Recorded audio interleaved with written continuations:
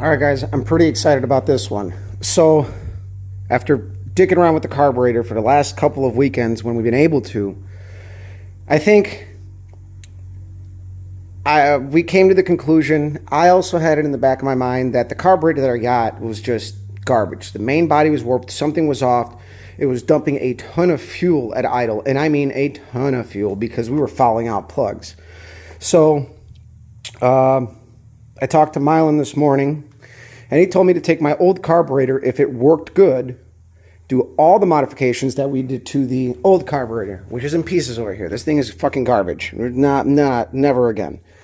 So I changed the idle feed restrictors into this one. We changed all of the air bleeds to this one, the inner ones. He had, there was, I think, 32s or 36s on the other one, or I want to say 32s.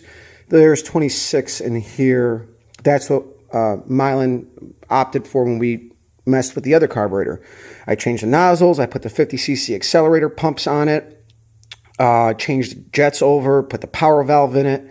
You know, pretty much transferred everything over onto the only thing that I used from the old carburetor was the float bowls because they were set right, and I didn't want to change the accelerator pumps, so I just used those, and I didn't want to change my fuel logs either, so I just reused the old float bowls. No big deal there. So this thing is finally running good.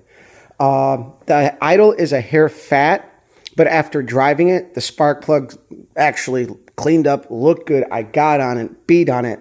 I went from part throttle to cracking it to wide open throttle. It didn't miss a beat. I went, from wide open throttle to full throttle, cracked it, and it did everything it should have done, top to bottom.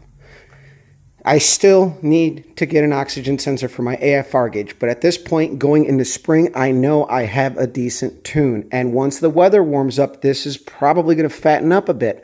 And this is with the mufflers, so I may have to jet up or I may have to jet up with the open exhaust and figure out a really good in between because my mufflers are a bit restrictive, so they will make my tune fat, and I know that. It's pretty significant when I had the AFR gauge working and I compared it. Idle AFR open headers versus mufflers. And again, you can tune for that, but I'm not constantly changing my tune. I bracket race. So I need a static tune that is going to be untouched.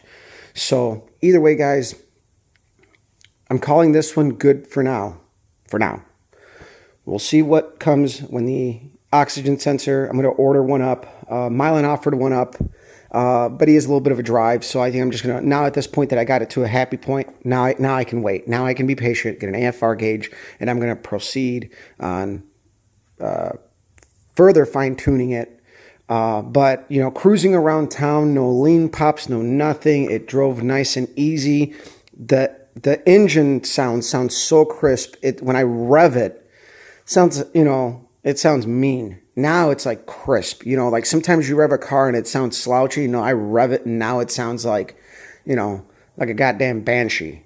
It sounds pretty good. The turbo mufflers, some people don't like them, but they do produce quite a unique sound, especially considering I also have an X pipe.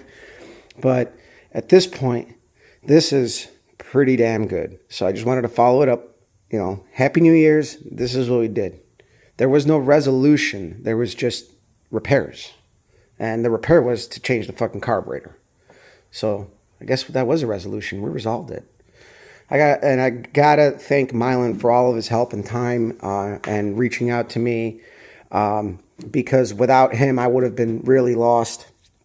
And the more I know now, again, unique situations. I thought it was maybe ignition, this, that, and the other, and he told me to just try the other carburetor. If I had it, just switch stuff over, and boom.